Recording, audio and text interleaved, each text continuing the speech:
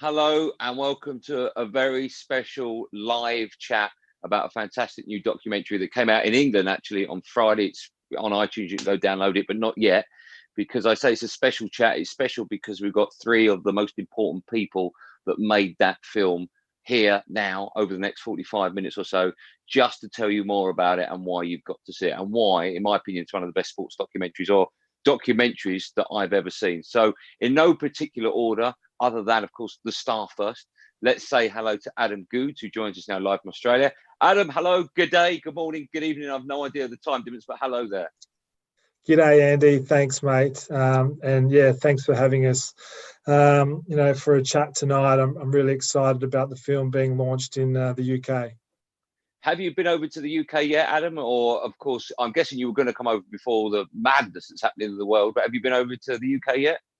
Yeah, been over plenty of times. Unfortunately, we planned to come over for a couple of weeks. I was going to bring my wife and little baby Adelaide, who just turned 1 actually 2 days ago. So it was pretty exciting. But yeah, unfortunate, mate. But this is, us moving with the times. And, I think a lot of these sorts of events and, different types of meetings are happening this way. So yeah, I'm just glad that people can tune in and catch this chat. They can indeed. And listen, by the way, gang, while we're live, feel free to tweet in any questions you've got. I've got a few here already that after my chat with our gang, I'll put your questions to our panel. So feel free to tweet them in now. All the details are online. Let's speak to, in no particular order other than he just texted me saying, me next. Dan Gordon is the director of this wonderful film, The Australian Dream.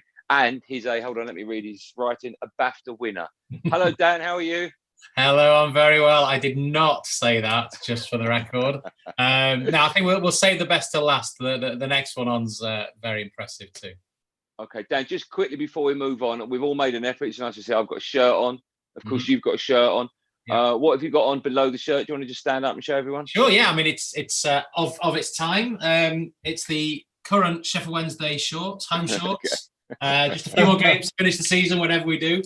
The strange thing is I was in South Africa, flew in on March 17th, and I was supposed to go to Wednesday, Bristol City. I still have my ticket here. Might be worth a few quid, I don't know. But yeah, I shall be watching it in person. I do know, and it won't be. We'll come back to you in a minute. Let's say hello to the third member of this all-important cast. He wrote the screenplay, and he's been a well-respected journalist for over 30 years. Stan Grant joins us. Hello, Stan. How are you? I'm good. I'm actually escaped after they've lifted the restrictions in Australia. I escaped the city and I came out to the country where my mum and dad live, which is about 7 hours drive from Sydney. So it's what you might call in England the outback, and it's beautiful, just gorgeous, beautiful country. It's my father's tribal country, traditional country. It's just a fantastic part of the world. Well, listen, I'm very excited that we've got live streams with all of you. They look great streams as well. So let's jump straight in and talk about this wonderful documentary. As I said, it's come out in England, of course, on Friday. It's been out in Australia for some time now, The Australian Dream. Adam, let's talk to you. Firstly, what are you up to now? Before we look back at this documentary and talk about how it was made, what are you doing now with your life and your time? Yeah, so it's been nearly 5 years, it'll be in September, since I retired from AFL. And since then, I've been a little bit busy, mate. I've gotten married and had my first child. So, everything's moving in the right direction. Started a couple of businesses, which I'm working in, and just loving being a father, mate. I'm glad I waited to this time in my life after my footy career, because I don't think I would have been the player I was if I had children whilst playing. I was a very selfish athlete in the fact that I knew what and how I could get the best out of myself, and that was the most important thing, was to be the best footballer I could, to give myself, the best opportunity financially, but also, for a career after football, and what I wanted to do. Dan, let me get your take on this fantastic documentary. BAFTA winner, of course, Dan. I think legally I have to say that every time I talk to you now. But listen, sport plays a very significant role in your films. Obviously, you won that BAFTA for the incredible documentary Hillsborough. You did Game of Their Lives. You did Goffey's Cricket Academy, I think it was. What was it about this particular story that drew you to it? I mean, I never heard of Adam until my longtime producing partner John Battick introduced me to the story, and He said, have you heard of Adam Goods? We were looking after the Hillsborough film. We were looking for what could possibly be another project we could collaborate together on. And we weren't looking at it as me being involved. It was just, is this a story? And I was aware of Aussie rules. I didn't really know about the game particularly well. I'm a mad football fan, but I love sport and I love the human story behind the sports events that happen. That's what the films I make. And it didn't take too long to see that this was an incredible story, one that I didn't know much about, which I also found breathtaking, really, that we hadn't really heard what was going on in Australia at that time. This is only 2013. And then actually, I was pointed to a speech by a gentleman called Stan Grant, which forms the backbone at the end of the film. It's a really, really powerful, almost like I Have a Dream kind of speech. And once I knew that Stan and Adam were going to be very heavily involved in the film, I knew it would be a very, very good film. I didn't think it would end up as good as it was, and that's really down to them. Well, Stan, I'll ask you then. Tell us a bit about your relationship with Adam and how you came to write the screenplay for this. Yeah, I actually missed a lot of Adam's career because I was living overseas. I lived overseas for about 18 years. Lived in London, actually, in Wimbledon for 3 or 4 years. I lived in the Middle East. I lived in Asia. I spent 10 years living in China, and I was a correspondent for CNN. And during that time, I spent a lot of time reporting in war zones. I was in Iraq, Afghanistan, Pakistan, and you really get to see the worst of the world, and the sort of deep human struggle in the world. I came back to my own country, and being an Indigenous person, I knew Adam a little bit, and came back to my own country to see just as this booing saga started to unfold. And I was appalled, to think that I'd spent all of these years living away from Australia, and frankly saw living away from Australia as a refuge from Australian racism, from what I saw growing up, what my family had experienced, to come back and realise that we hadn't moved on, that this was still happening. So I wrote about it, and then in writing about it, that led up to the speech that Dan was talking about. And from there snowballed into the film.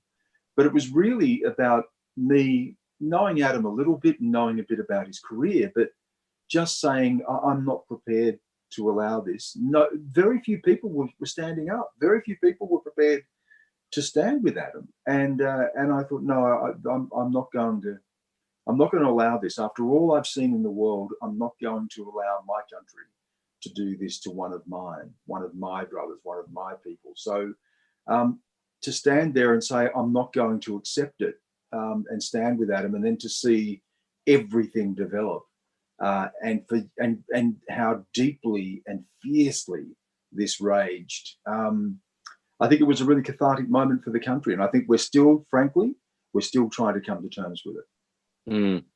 Adam, was it a difficult journey for you to relive again? Were there question marks as to whether or not you wanted to make this kind of documentary, or was it a no-brainer? And what was it like retracing your steps? What was that journey like? Yeah, I think for me, when I retired, it was my decision to do that. I just needed to get myself out of this toxic environment that every time I went to work, I'd be booed and feel like a piece of shit. So for me, I just need to get myself out. I played it for 18 years. I had nothing more to prove, and it was my choice to leave. So after having 2 years, traveling the world, doing all the things that I wasn't able to do when I was playing football, to get a phone call from Stan and say, hey, mate, I've met these guys from the UK. I think you need to meet them. I've got an idea. And from that idea, we're sitting in front of everyone. And as hard as it was for me to relive it, it was really a good part for me to do that, and for the healing that's come from it to, relive it, tell it, but also to share a lot deeper of how it did make me feel, and to open more about the story behind it, because I just didn't rock up to the AFL one day and think, oh yes, I need to be a proud black fella now. You know, this history of our country needed to be told. And, you know, I've tried throughout my football career to help educate our industry, you know, people that wanted to listen about, you know, our history, our black history, but, you know, constantly you'd hit brick wall after brick wall. So for me, you know, I needed a different way to have the message spoken, and you know, this documentary has just been absolutely perfect in being able to tell the story and really show people and help people go on their own journey in learning about our history. But also what I'm finding is, you know, this story resonates with so many other mixed race people around the world, and that is the key for me. And you know, I really hope that, you know, people in the UK can really go to this movie and embrace it and be touched that, oh wow, this is part of my story here in the UK. And part of your story, of course, was going back to Eagle Water. I hope I pronounced that correctly. That must have been quite an emotional experience for you. Yeah, well, it's funny, you know, I've only been back there 2 times before I went back there with the crew. And, you know, Stan is on country right now. He's on his ancestors' country through his father's side. And there's no better place to be. When I had a week off during my final season because the booing got so intense, I went back to country. And any Aboriginal or Torres Strait Islander person tells you about my country, this place is a safe place that you can go to, that is where your people come from. And it's a part of your identity that is so meaningful. And that was the place I went to, that when I needed to heal, that I needed to check out of what was happening at work and what was happening within the AFL. Going back to country was really special. And for me to share my country with the film crew and go back there and film, you know, some of the things that I did when I had that week off was really special. Dan, let me ask you, BAFTA winner, of course. Last year, the film premiered in a few festivals. One was Toronto, one was Hawaii as well. What was the reaction like when you premiered it there? And what are you hoping that the British audience takes away from Adam's story? I think what we found was the international recognition. We were at Telluride in Colorado. We went to Toronto. We did London. We did Amsterdam. And in every screening, we had a running joke that we were getting a standing ovation at the end of every one. But people were really living the film throughout. There was this whole range of emotions. More laughter than I thought we would have on this topic, because there's a couple of lighter moments at the beginning, especially seeing Adam, a young Adam, barely being able to string a sentence together at the age of 18, which he's certainly changed.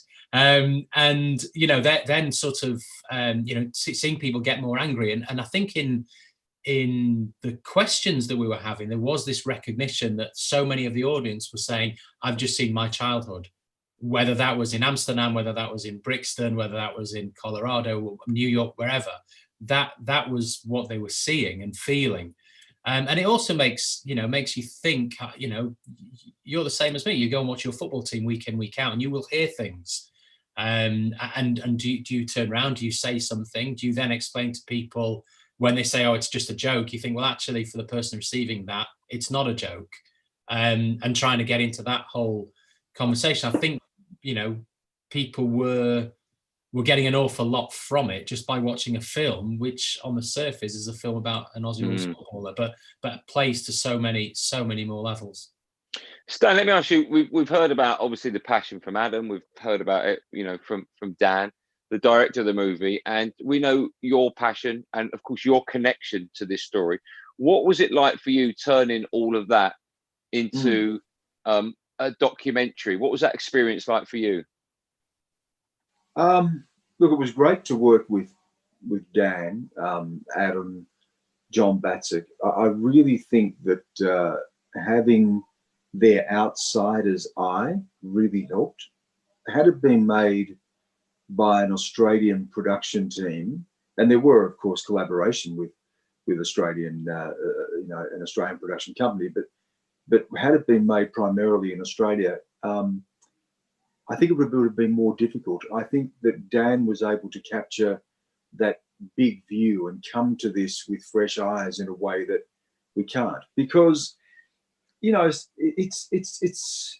painful. It's really traumatic. We wish we didn't have to do this. I wish I did not have to talk about racism.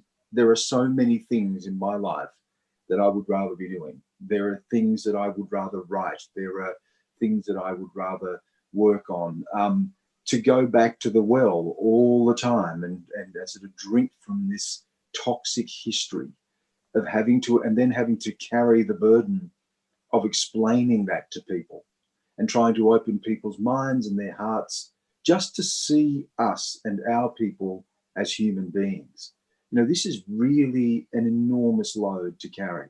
Watching what's going on in the world right now, with the Black Lives Matter movement, we're seeing the protests here in Australia again. Here we are once again, having to explain, having to justify ourselves, having to ask for what other people take for granted every single day.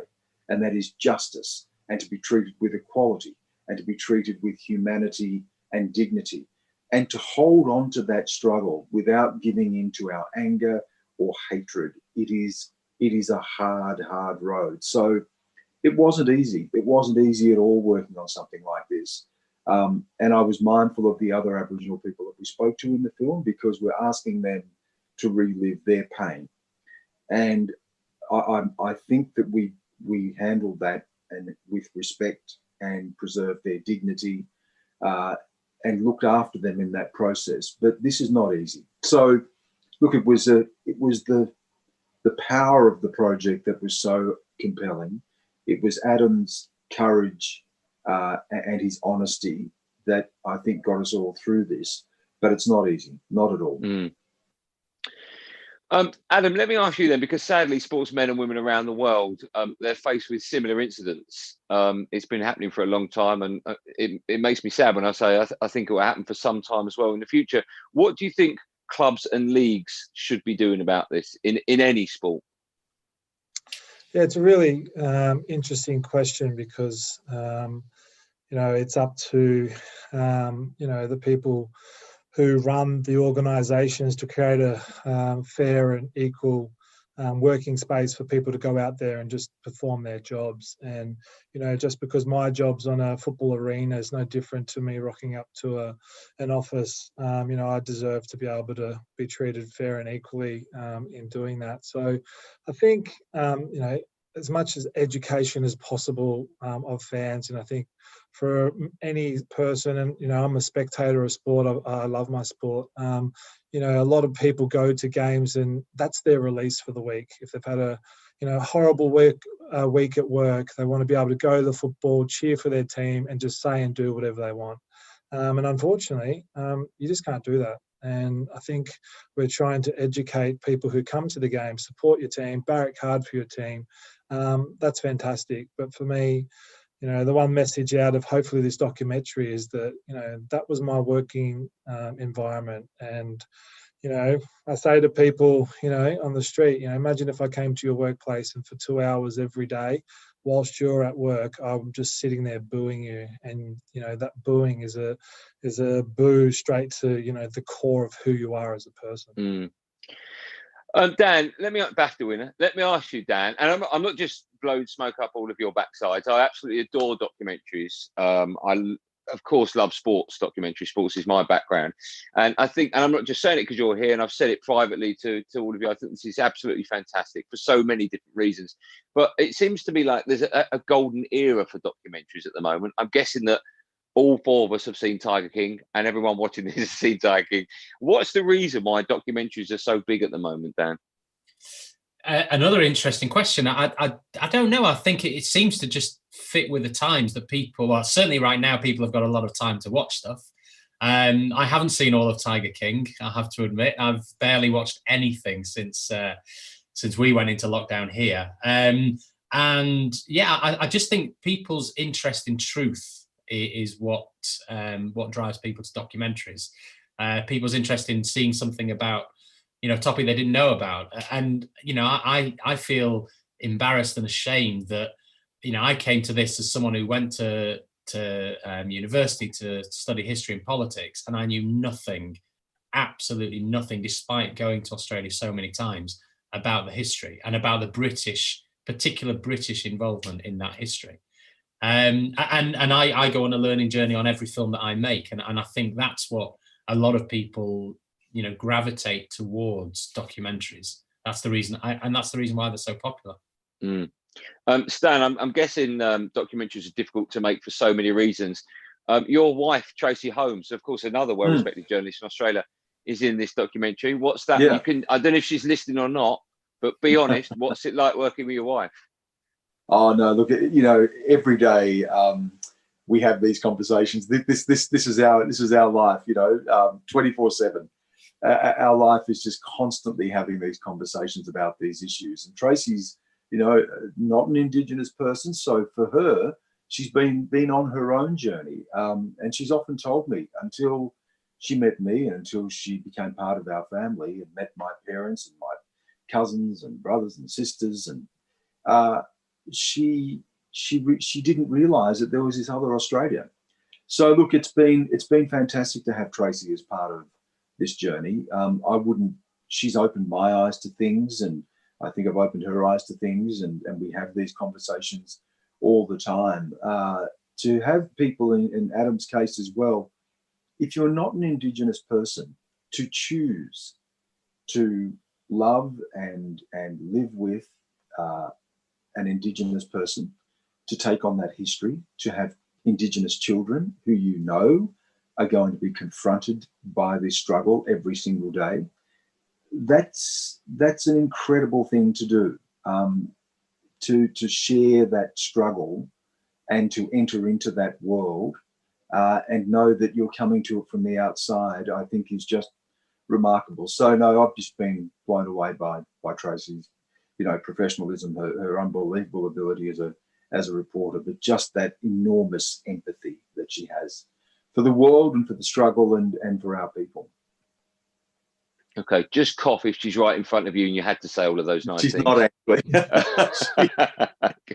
She's back in Sydney. So. Right, fine. Okay, all right. She's probably watching. If you are, hello. Nice she could be. Yeah. Yeah. Good. Okay. And let me ask you, because of course, you're an Aussie Rules player, and there might be people watching this thinking, I don't know too much about Aussie Rules, so I might give it a miss. The great thing about this documentary, and like most sports docs actually, is it's not necessarily about the game itself. It's about the message and the journey that it takes you on, and hopefully the viewer as well. But just a brief word about Aussie Rules.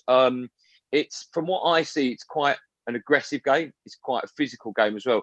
We had a comedian over in England called Jasper Carrott when I was growing up, and in one of his books, he said the reason why in Aussie Rules they don't have sleeves is it's such a violent game that during it they would rip them off and try and strangle each other with the sleeves, which for years I thought was actually true. But it's a real physical game. Why? I mean, I understand you're quite a decent soccer player, footballer, whatever you want to call it. Why did you choose this sport then?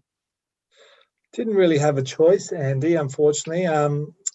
A bit like Stan's story, as a young kid, a lot of Indigenous families, we move around quite a fair bit to find our place. A lot of different and smaller regional country towns. So for me, I went to 6 different primary schools, 2 different high schools, and it was when I left South Australia, where I grew up playing soccer, football, until I was 13. And we moved to a small country town called Merbeen in country Victoria, and they didn't have any soccer teams. Victoria is well known for, having AFL as their number one sport, and unfortunately I couldn't play soccer anymore, and just by pure luck I had to try AFL. Became okay at it in those early years, became a very quick learner, but I tell you what, it's hard chasing around an over ball when you're looking used to kicking around a round soccer ball, that's for sure. Do you still have the same love for it? Because there are moments in the movie that you seem completely disconnected from the sport that, of course, you made your name in, but understandably you might have fallen out of love with it because of what happened to you. What's your view on the sport now? Completely disconnected, mate. I gave 18 years of my life to that game, and unfortunately, what happened in the last 2 years has really affected me And I'm okay with that. I made my choices throughout my career to stand up for what I believe in and who I am as a proud Indigenous person, and I'm okay with what happened to me and my path. And I'm 5 years retired now, and I couldn't be any more happier. Without having any football in my life. So I've definitely moved on, and I'm just super excited for so many people to watch and share this documentary and have some of those conversations. Would you like to get back into sports at all? If you had maybe you offered a job high up, a role in sports administration, would that be something that you'd like or not? Not in the AFL. I've definitely been asked by a couple of other leagues to come in, at a very high level to, give advice and even, have some positions. But for me, I'm really enjoying this next chapter of my life, being a father, being a husband, and, being a business owner.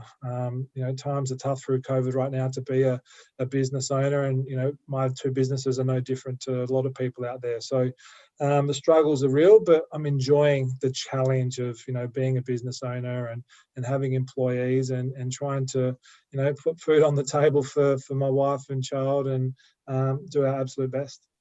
And just quickly before we move on to the questions that you lot out there, you viewers have sent in. I'm just curious, Dan Gordon, BAFTA winner.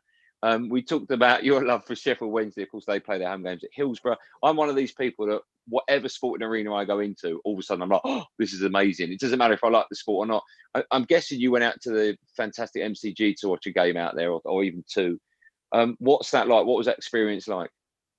That's one of the greatest experiences I've had, actually. I was told, I never realised why, when the Boxing Day cricket game was at the MCG, why they had a cricket ground that could hold like 100,000 people. I just couldn't get it with our cricket grounds being relatively so small. And I never realised it was actually an Aussie rules ground that, and they play on the same pitch. It's that big, but to see 100,000, I mean, in any arena, I mean, I can. Just down the road from here, we've got the oldest football ground in the world, Hallam's ground, and that's on a slope like that. Normal crowds, a couple of hundred people. Every time I go past it, I sort of take a look, and I love going in when we do. The MCG is a really, really, really special place as a sports arena. But then you've got the flip side, because then it can absolutely destroy someone, which is what it did on a regular basis to Adam. And actually, I watched a fair number of AFL games during the making of the film, and I was taking myself back and trying to feel what it could have been like at that time. And you did start. There were enough incidents that I could see potentially in a game bubbling over to that. So it's a very, very strange thing. And it's similar, I have the same thing myself with, I'm a season ticket holder at Hillsborough. I've been going for 40 years.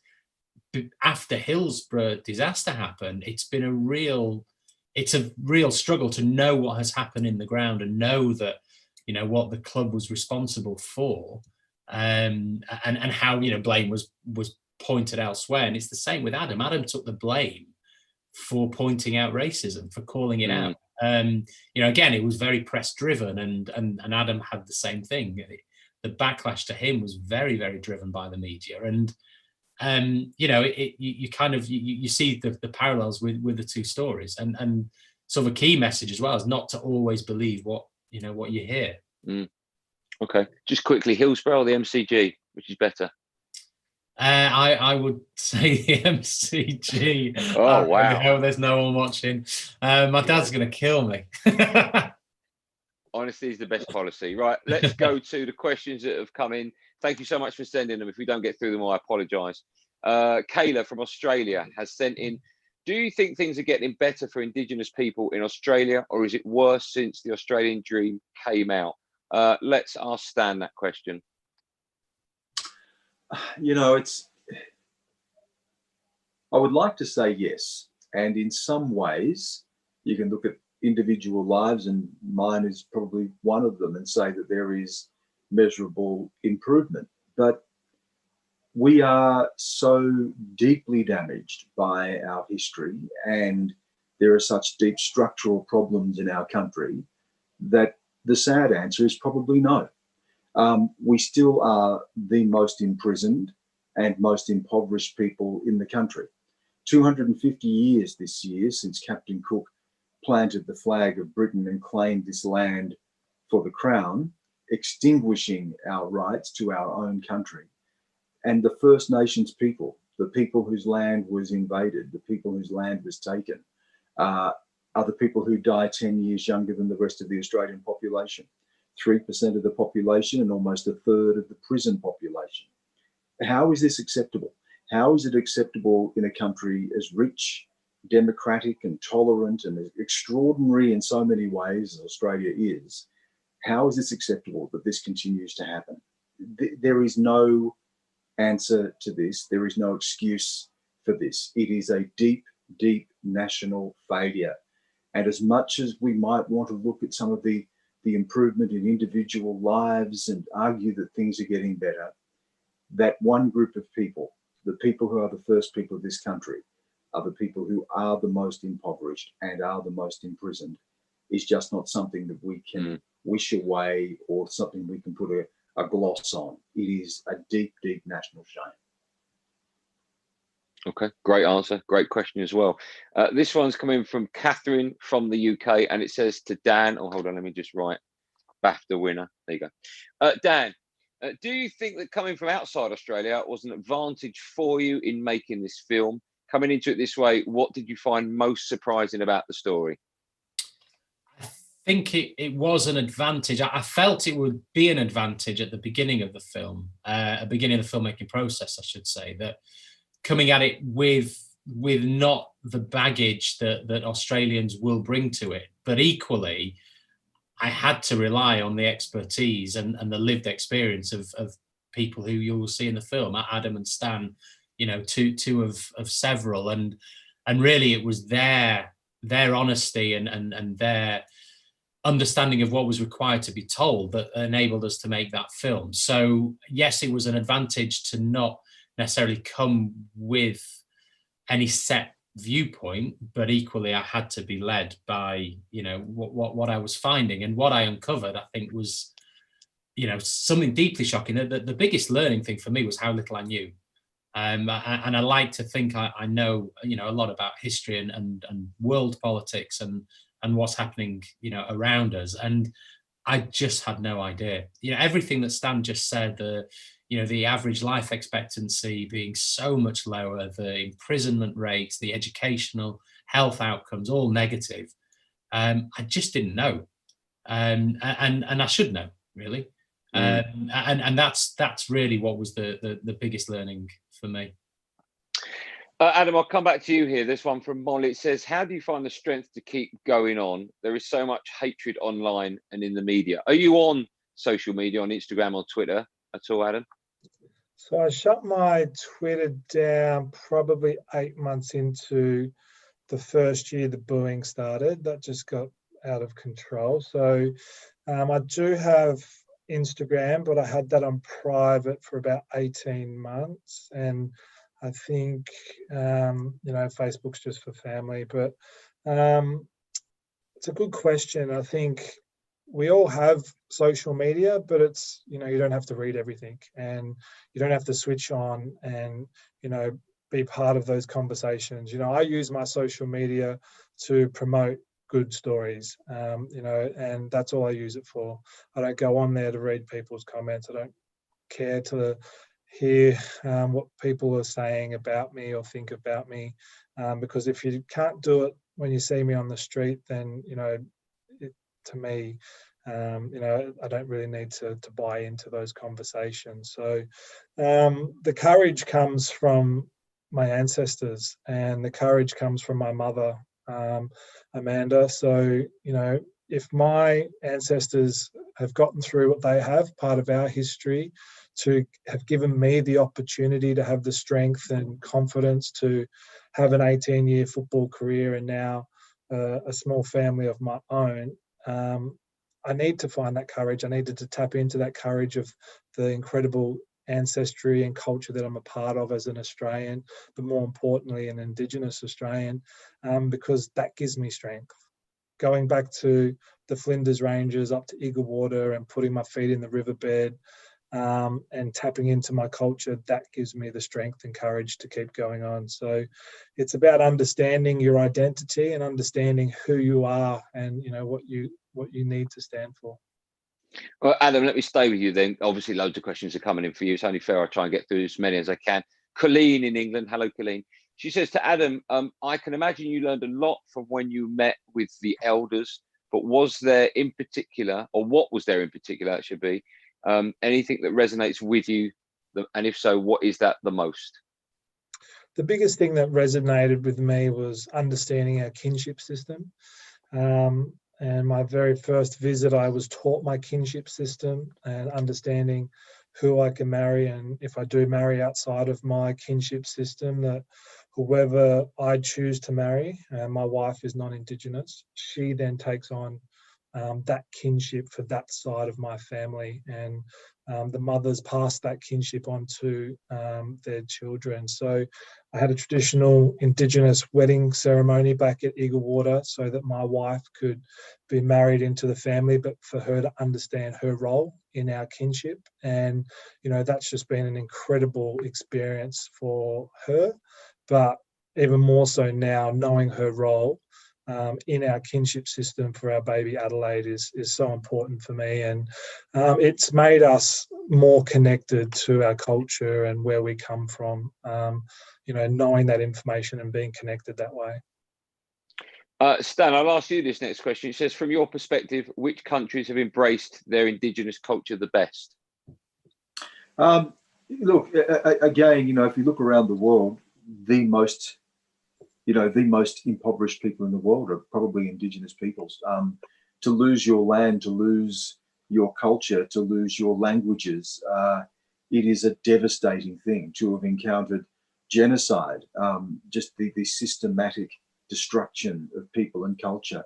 It's a stain on all of us. But if you're looking at who does it better in terms of trying to redeem itself from that history and to establish Indigenous rights, well, New Zealand, for instance, which could really be a lesson to Australia, it did sign treaties with Maori people. The Treaty of Waitangi is the foundation document of modern New Zealand. Out of that came the sovereignty of the state of New Zealand. When the treaty was signed, the British governor was able to say, and now we are one people. We've never been able to say that in Australia. We are the only Commonwealth country still not to have signed a treaty with Indigenous peoples. Canada, the United States, they have treaties. Not all of these treaties have been properly recognised or properly enforced, but they exist, and they're a statement of the recognition of sovereignty of those First Nations people that we don't. So if you're looking at what is a very sorry history globally and taking it that no one does it entirely well, and we're all struggling to deal with that history. If you're in Australia, you don't have to look too far from an example of a country that is doing it better, and that's New Zealand. Dan, let me ask you, BAFTA winner. I should have a sign, it's just then I don't have to say it every time. The film opened, I think I'm right in saying, Australia last year. It won numerous awards, including is it the AACTA, is that right? Yeah, the actor, apparently. Yeah, okay, right. Yeah. Okay. That's how I used to spell it at school anyway. Firstly, how do you feel about how the response has been in Australia? And also, do you know instantly when you've got a hit on your hands, which you obviously have with this? The answer to the second question is no. I always think, I think it's good. I think it's very good. I think it's great. Normally, I kind of just go, and I don't really care what everyone else thinks. I like it. We launched at we opened the Melbourne Film Festival. In fact, there were 2,500 people there, and we did 3 screenings, 2 in that big cinema, and it won the audience award. And then it was released in the cinemas, and it did like $1.1 million or something in the region of that at the box office in Australia. And it's then, it's broadcast as part of an educational tool now being used nationwide in Australia. It had a huge impact there. But we went to Hawaii, and there are similarities in Hawaii with the situation in Australia, and we won the audience award there. So you're starting to see a connection with audiences that people are responding. And it has won, I think it's won nine awards throughout the world, and that starts to say, you know, you're connecting with the audience, and that's the most important thing. I don't want people to come and watch this film, see it, feel moved, and then move on. You kind of want them to connect quite deeply and realize that, well, hang on, this is happening in Australia. Could it happen here? Yes, of course it could happen here. It hasn't happened yet to that degree, but there's only one maybe tipping incident away from it happening here. And I think that's what's really key to what's happening with audiences with the film. I like the way you say you think you've won 9 awards around the world. We all know they're right in front of you. We just can't see them. I wasn't allowed. I haven't had any. I haven't received any. I just know that we've won them. One I collected in Hawaii, I was really lucky. I took the family to Hawaii. It was the most amazing experience in November, and I went there to collect an award on behalf of Stan. So and then delivered it to him in Sydney. Well, you're a fool, because you should have bought a real cheap one from down the road and given him that one and kept the real one. That's what you should have done. Hey, Stan, listen, we're nearly up against it, so let me just sign off, if you like. But I'll ask you one final question each. It'll probably be the same one. If there's one thing that you're going to take from writing this and being involved with the making, what would it be? What message do you think, or do you hope it sends out? You know, I really think that storytelling is the key to understanding. I don't think we should look to politicians. I don't think that politics is the answer. I think politicians respond to us. They respond to culture, and storytelling is at the heart of culture.